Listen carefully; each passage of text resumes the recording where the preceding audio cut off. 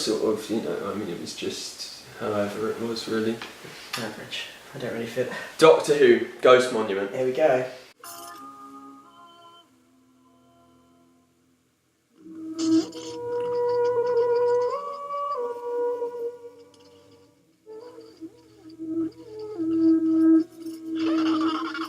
Week 2. Well, Week 2. Day 2. Day 2. We recorded the last one yesterday. Week 2 of the new run of DW. Yes. Yeah. Chris Chibnall. And overall, I enjoyed it. A lot more than... I enjoyed it. I don't know if it's good. But our expectations are at a different level. I suppose just having a new showrunner makes you feel like it should just instantly be the best different to Moffat and different to what we've seen before. But let's do let's not a scene by scene play by, but let's sort of go through the episode chronologically. Yeah. So I didn't even mind the stylistic visuals at the beginning with Ryan's eye and space that reflected. Well, no, let's first talk about the time. Oh, the title sequence. So good, so good. The best title sequence for since pre-Sylvester McCoy, since Colin Baker's Trial of a Time Lord. Yeah, but it's better than those titles as well. Yeah, but the theme music's quite good for Trial of a Time Lord. True. Yeah. Beautiful, so good, really made me so happy. And it's the best piece of music so far that Segan, what's his name? Segan Akinola.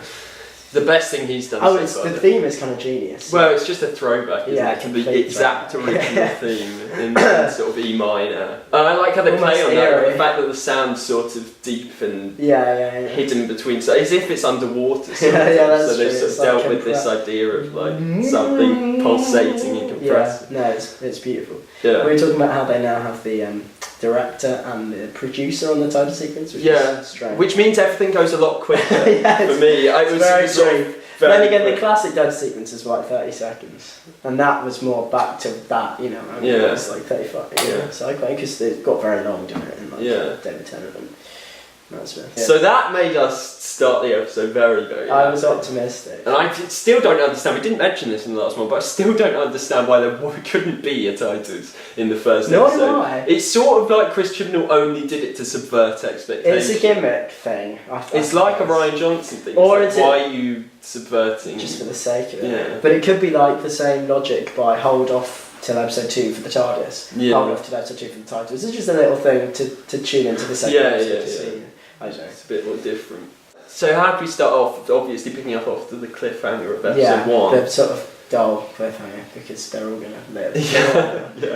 But that's just Doctor Who, isn't it? You know that nothing's ever going to go wrong. But like the first episode is weird. Yeah. It's like killing Clara. But I think it was sort of done maybe to say like a throwback thing, I think. Yeah, it was quite classic actually. Which Series 10 did, and I always admired. The first 3 episodes came directly, it was like William Hartnell era, where every single episode links it's like a pseudo cliffhanger. But the nice visuals with Ryan's eye, Tosin Cole's eye, with stars reflected, and I thought it made sense because he's like disorientated and the shots were very weird and very strange. And it's quite cool. The whole sort of first sequence of the 2 ships and Yaz and the Doctor on one and Graham and Ryan on the other is really good. Sorry Yaz, I forgot you were there. Everything's going to be fine. That's great. That's a great line. And you get introduced to the 2 sporting characters. Can't remember what their names are, but they're fine.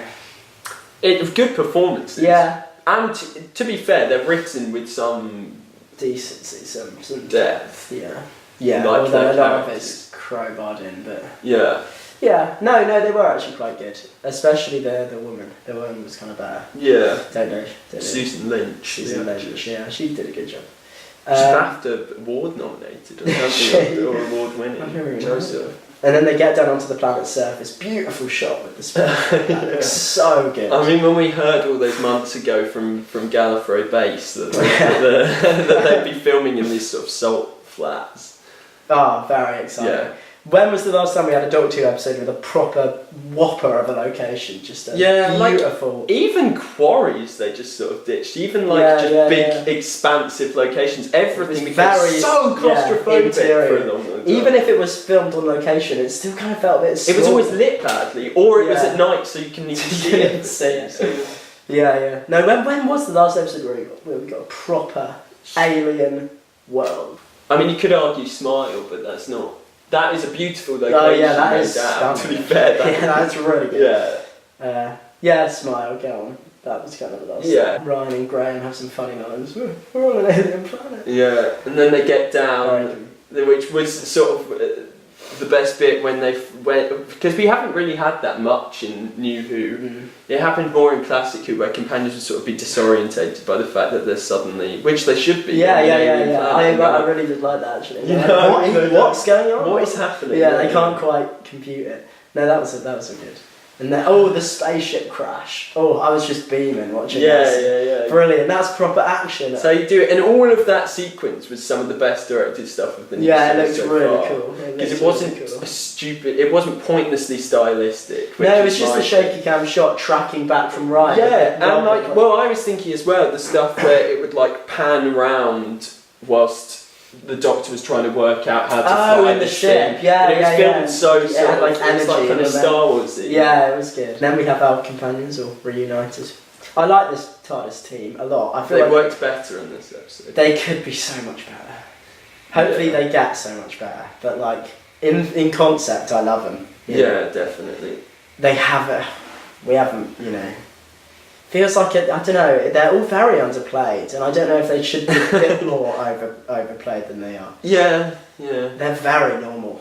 They are tad too normal for my liking, but that's just because if we haven't explained, but we want to get into screenwriting when we're older, so usually we find ourselves bigger, more characterful, imagining what we'd do if we wrote it. So sometimes that does inhibit. And I just feel like make Graham a bit more goofy, a bit more bumbling and out of step. I would have. Yeah. But I think Graham by far is the most. It's the most interesting. He's the most interesting. For casual viewers, I reckon mums and dads would definitely find Graham funny. Yeah, no, and it's a good performance. That is where underplayed kind of works, because, I don't know, it's kind of funny. Yeah, he's the best one to be underplayed. I feel like Ryan's the most underplayed, and he shouldn't be. Yeah, it makes more sense for Yaz and Graham. But Ryan should be kind of full of spunk and energy. The whole point is he's sort of immature. And his dyspraxia sort of set him back. In terms of like what he could do. He is good though, Ryan. Yeah. I don't know, there's something about him, he seems to be the most consistently well written. Yeah, he seems to get the best sort of. Well, he's been the most focused of the two. Yeah, which is I didn't expect. What happened after that? They found the 10 Art Malik Kentons, and that was really what a scene! That is so classic. Yeah, for me that was like so just classic. Heartwarming. Yeah, it was like watching a scene from a Tom Baker episode or a Pete Davidson episode in a crazy location. When you first see his robes in the background, it's like he has the ponytail. It's like brilliant. This is so weird. Weird sci-fi. And how he's a hologram, and it's just like all stupidly sci-fi and dumbed down. The techno babble lines. Yeah, they were brilliant. Perfect. Really, really quite schlocky, but that's what we want. Yeah. Doctor Who sort of should be just dumb, almost meaningless. Yeah. Because the whole point of the show is that there are no stakes. Complete escapism. It's just that's all it's supposed to be. It's just supposed to be a fun little adventure. And sometimes it gets so bogged down. But that was the best part of the Ghost Monument. When tonally it was just a throwaway romp. Yeah. Run around. And the whole plot of when Art Malik introduces that there's this competition going on between the two. It's sort of like Hunger Games-y. Yeah, and then the TARDIS is revealed to be the Ghost Monument. That was alright. Doctor didn't get too emotional, as opposed to later on in the episode. So we'll get to that later.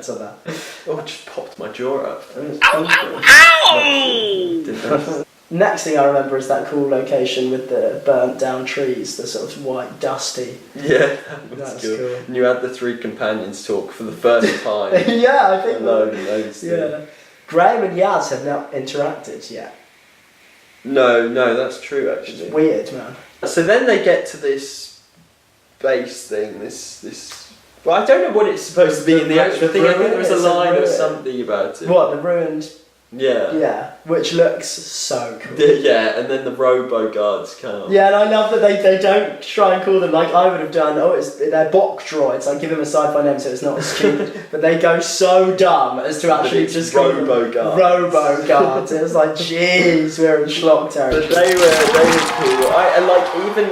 I quite like though that the aliens are looking kind of low budget. They do look low budget. But that's what I think makes them I think it's just the suits on cameras that HD, I mean, you can just see that it's like plywood. But I think for Doctor Who fans, that's kind of comforting in a way, having your aliens be a little for me it was, janky, definitely. Cheap as chips.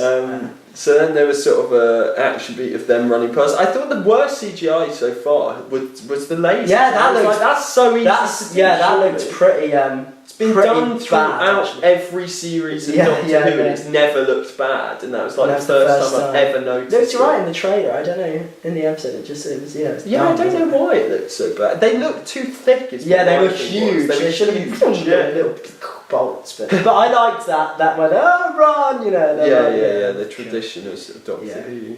I think we should talk about the Ryan beat, which was yours and my favourite. Oh yeah, it might be my favourite beat of the episode because that's character. That has a lot of character there. I think that's kind of. And I was going. The thing is, when I was watching it, I was like, no, it's kind of cool. But it's kind of annoying that he's just killed the guard so easily. But then the joke is they get back up, and then I realised, oh no, but that's brilliant then, because that makes sense. I think the best beat of this beat, if that makes sense, is when he shoots them all down. That's what we do, taking on to aliens. And they all get up. And he does this cheesy scared. Jumps back. Oh, it is good. And there's that good exchange. Don't go on about it. I will go on about it. I'll go on about it a lot. She's like scolding him, and that was fun. Yeah, you see why I hate guns. Yeah. We should mention Jodie Whittaker's performance. Jodie Whittaker's performance, it's already gotten a bit better from the first episode. She's pretty good. I feel like her performance is actually best when she's doing the more techno-babbly. Yeah, it's fun, isn't it? It's more, she's a bit more interesting. With in her performance with that sort of stuff. Because I think it's a challenge for her, because I don't think she's been in anything like Doctor Who. I doubt she's watched anything like Doctor Who, really. I bet she's seen about 5 episodes. Exactly, so I think it's all quite... Her having to do the more Doctor Who elements is kind of... You can see that she's rising to the chat. I think she's now, as the Doctor, falling in love with the show, obviously, which you would, because it's the role of a lifetime. Oh yeah. And the 2 worst beats from her were... The spaceship scene was good, but there was that one terrible line. Do as I say and turn this spaceship round now! When she tries to have some authority, and it did not land for me. And then again, when she's being emotional in the TARDIS, when she sees the TARDIS, and she's like breaking down. So it's when she shows like not human emotion, but more sort of. Yeah, there was a bit where she was. I can't remember what the beat was about, but she was tearing up, and I just thought, but you've not understood it. She's not. I don't think the Doctor is supposed to get emotional over that. And this Doctor seems to be a bit more. As opposed to Peter Capaldi's Doctor, she seems to be a bit more like chin up, get on with it. Let's do it. It doesn't really work when she sort of breaks down. I just hope they don't do some big emotional climax in the finale. You know what I mean? No, but all of that stuff is just so exclusive in my mind to Moffat. What in Doctor Who? Because the only person who's ever Rusty Davies did it. Yeah, but it's more like End of Time and stuff. Where it goes to horror. No, but I don't even like it in Last of the Time Lords. There's not much. Him screaming over the master's it's odd. Body. It's strange. It's the performance for me was never. Yeah. The Doctor should always be kind of reserved, Yeah, Peter Capaldi got that. His emotion was odd. It expressed itself in a weird way. Stand up. I'm telling you to fucking stand up, you sack of fucking cum. Stand the fuck up. So I hope there's not too much of that with Jodie Whittaker's. No. Because when she's being silly, goofy, happy, fun, it works so well. Yeah, I think so. Yeah. And it just fits her at her best. Yeah, I think so too. Ooh, what happened? They get into the horrible... This is kind of when the episode starts going downhill. So I was hoping that Chris Chibnall would have finally realised that Doctor Who isn't about dark, horrible, underlit sets that you can barely see. You can really barely see. I mean, it's just so tonally inconsistent with the rest of the episode. And the writing. These big vistas, and then suddenly, wet, just nowhere. Yeah. At the moment they get into the tunnels, it does all start to kind of go down pretty fast. Well, there's just nothing of note that happens there. There's a stupid, pointless mention of the stanza. Okay. Which I really hope is not the Don't bring the stanza back, for God's sake. Don't bring the stanza back. It's an episode. It's clearly a one-episode gag. Yeah, to it's the a point when his one-episode name is a gag. Sure, it's a joke. Well, it's not that, but yeah, that's what he's been classed as. That's what everyone refers to him. So yeah, come on, no. I hope it's just to link the two together, and you get that beat with Graham when he's like, "They killed my wife." I hope it's just for that. I really do. But if it's a big season arc, I mean, that's a shit villain. If they come back in the finale, I won't care. There's a scene later, like, moving on, where the Doctor reads these runes on a cave floor, with the stanza reveal scene. And she's reading out these sort of cave paintings, and it goes on and on. It's the biggest fucking exposition dump. And we should talk about this. She wasn't talking that much. Chris Chibnall's clunky writing.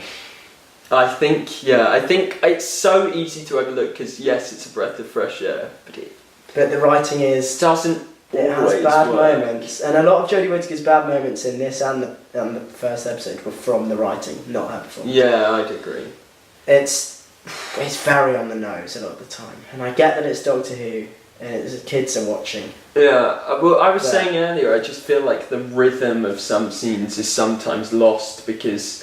It's going somewhere, this is Doctor Who, it's going quick, it's the plot, everything's happening with the plot, and then suddenly 3 lines from one of the companions about something that don't need to be there, superfluous lines, either pointless questions or... Yeah, there's so much of that. them mentioning things about their lives, and it always brings it to a halt. Yeah, okay, yeah, so worst line of the episode, an example of Chris Chibnall's clunky writing is a Yaz line, poor Yaz, she's getting terribly short-shrifted, but she gets this line, I'm kind of missing home now, even though my sister drives me crazy and she's trying to take my bedroom, my dad's never approved of me, and my mum just stands by and does nothing. I still miss my family. It's like, whoa, no. Yeah. That's not writing, that's not how people speak, that's not okay. Should have just been, my family drive me crazy. But now I miss them. But I've got to mention, we went over that, the whole boat scene. It just filmed the way it's filmed. Well, there's a scene with Graham and weird. Ryan speaking about Grace, but I didn't think was too bad in its execution, but I thought was clunky in the way it was placed and the rhythm.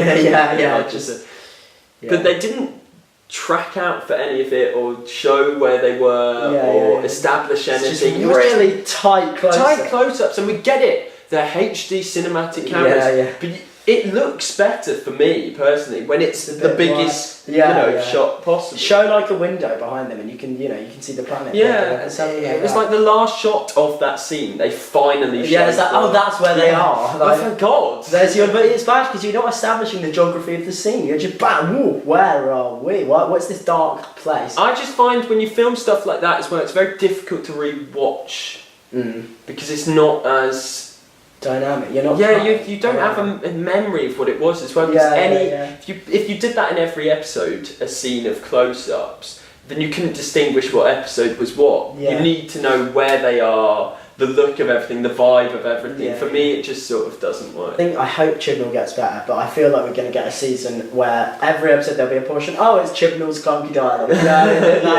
Possibly. So the villain enters the situation, the villain, which I don't understand. How the villain entered the situation. I don't think that was executed very well. What is it? The scientists made it, I think. Voiced by Ian Gelder, who was in Game of Thrones, which I only found out after the thing. The voice was cool. Exactly, and I thought it was kind of a waste of him. Yeah. So it's not very good villain, is it? I mean, their roles of Partridge. It's quite a cool idea, but just I don't understand. This is the thing that's bugging me with Chris Chibnall. I find it more difficult to pinpoint what I like and what I don't like. It's just a lot of hits and a lot of misses, and they're both really huge. And it's like tonally he goes one way and then tonally he goes another. It's like the most modern Doctor Who's ever gone, but also throwing back. The most throwback it's ever gone. Yeah, it's so confusing. It's, you know what I mean, and the villain, you feel, because of the way the plot works and because of the sort of energy of the show, that the villain should be there from the first 5 minutes. But then the villain enters 40 minutes in, gets taken out within 10 minutes later. It is weirdly structured. Why couldn't it have just been sort of following them throughout? It only comes out at night or something, but it could have been leering out from caves or something. Just seed it, because it feels very out of the blue. Then we have the confrontation with the villain, but it's so throwaway. It's such a shame. It could have been a good monster. And here's where we start to talk about what starts to go wrong. Timeless Child. The Timeless Child.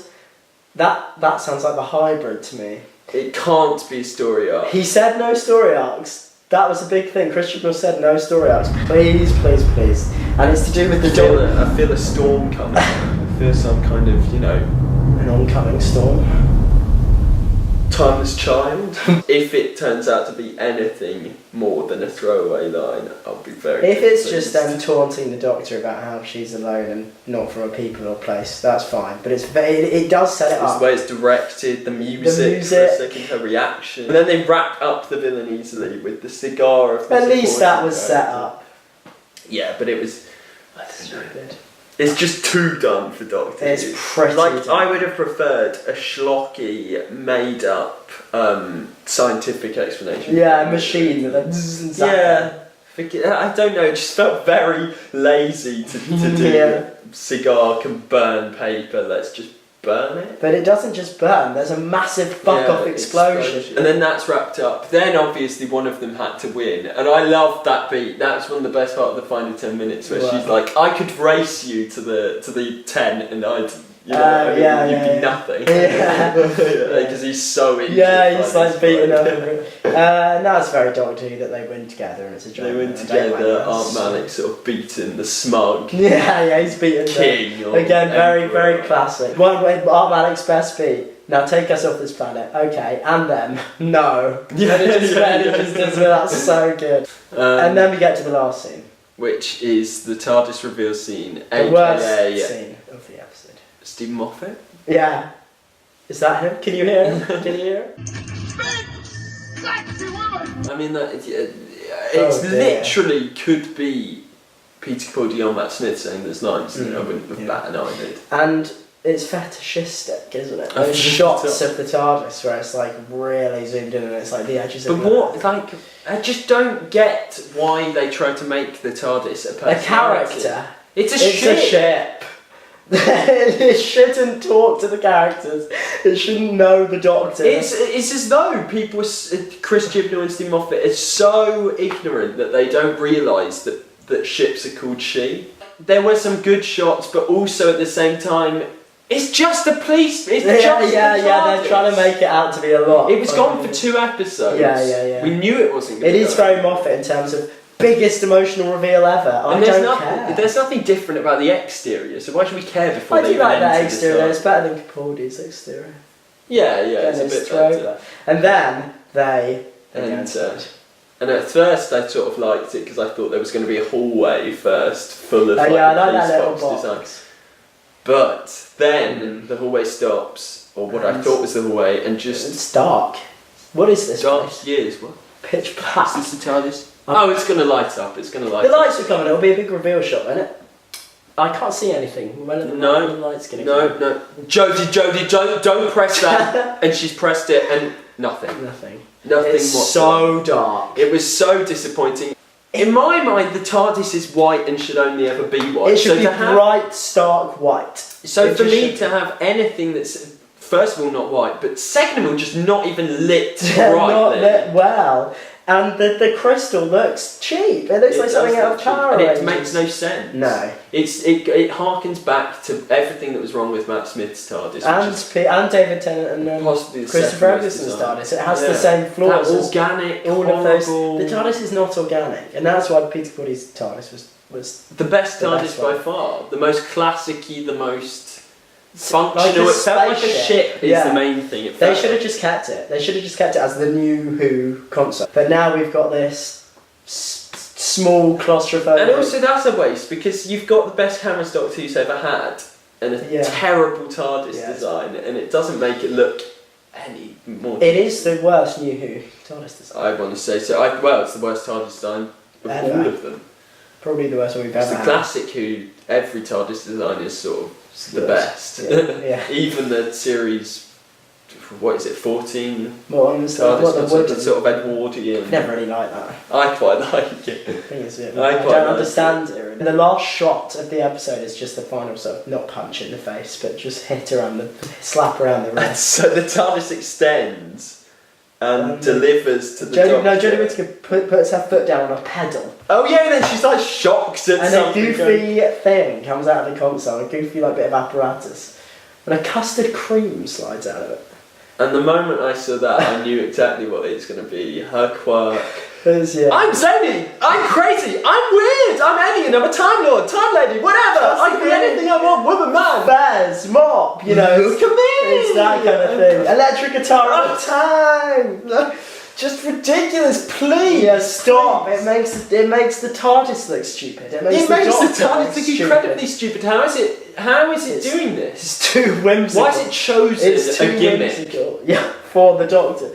Here you go, Doctor. Here's a cousin. Custard cream. And then our shot is her like, and she bites into it, and then doesn't say anything. Yeah, I thought was really weird. And the companions have like 5 lines in that scene. Yeah, they don't have a bigger on the inside line, do they? Which is fine because we had a lot of in Moffat's era. He literally made everyone who entered the TARDIS say it. It's like, oh, and had everybody react differently to make a joke out of every single one. It was a bit nauseous. They need to be more shocked.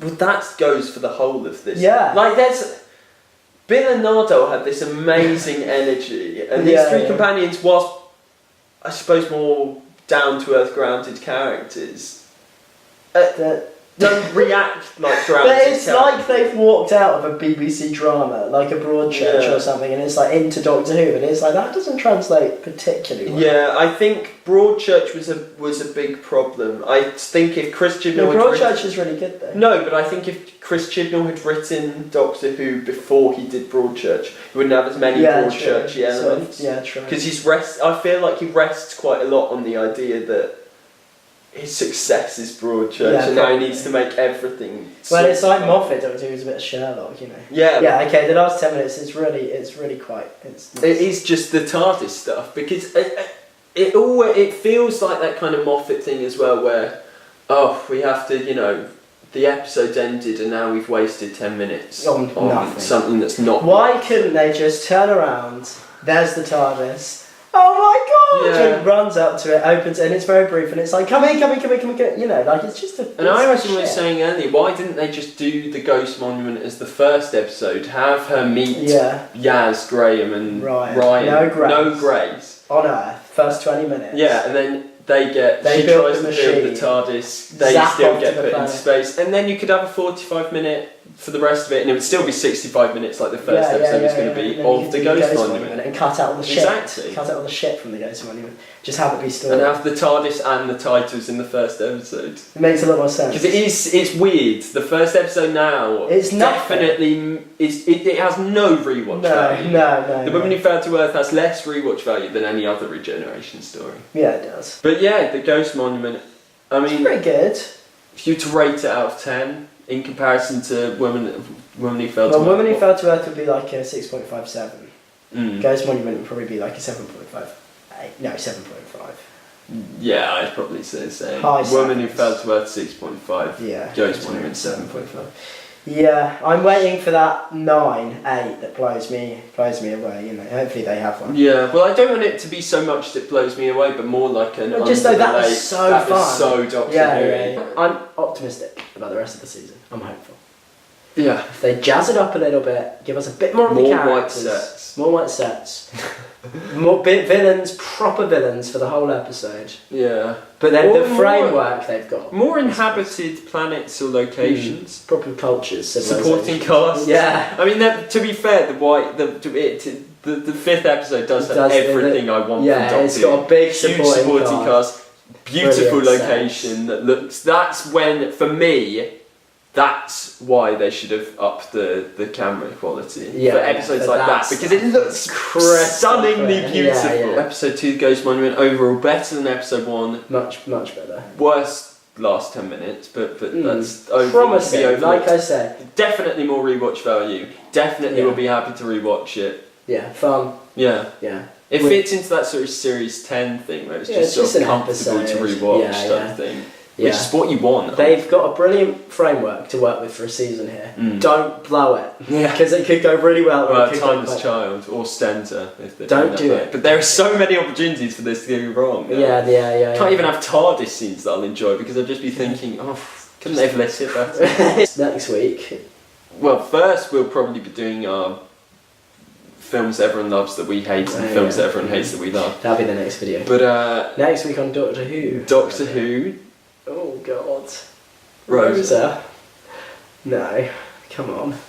This could tank the season if they're not careful. I just can't be bothered. I just can't. What do you think of the trailers? So utterly boring. So utterly. Dumb. It's like when you see a trailer for a film like Fences, and it's like there's nothing happening to enjoy. It's just people in rooms. Yeah. There's nothing to it. You know what I mean? It's not an interesting room. No, that Martin Luther King is a bit. I mean, you could say the setting is very interesting. They filmed it on location. It does look in South nice. Africa. The outside stuff looks nice. And it's all in bright daylight. Autumnal tones. So I just don't know how much meat there is on the bone in an episode about racism. A historical figure like Rosa Parks, who is so current in just terms of politics of what the BBC. It's very on the nose. Don't know if the BBC told Chibnall to do it or if Chibnall thought that was hip. Cool. That was cool. And he'd be celebrated by doing that. And for your third episode, it really slows the pace down. Yeah. Why can episode 3 be? And if it means more writing, then I'll be kind of pissed off because the other two companions need more time. Give us some especially Yasmin. Poor Yasmin. She could be the best one. This could tank the season, Chris. It could be the video though that sort of everyone watches. We'll probably just be ranting for the whole thing. I might be in tears now. I mean, if Asylum of the Daleks sent me into a dark place, then I'm sure Rosa can. Probably will. This is times like this when I miss Peter Capaldi. Yeah. Just if it was Peter Capaldi meeting Rosa, there's something would be a tad more likeable. But the fact that it's Jodie Whittaker, the first female Doctor. Multi-ethnic cast. Rosa Parks. It's just hammering it home, isn't it? It's just saying, you thought you were getting Doctor Who? No, this is modern Who. This is new Who. We're cool. This is politics. Yeah, just bloody hell. Anyway. Fine. See. We really need to come up with like an outro. Rosa Parks.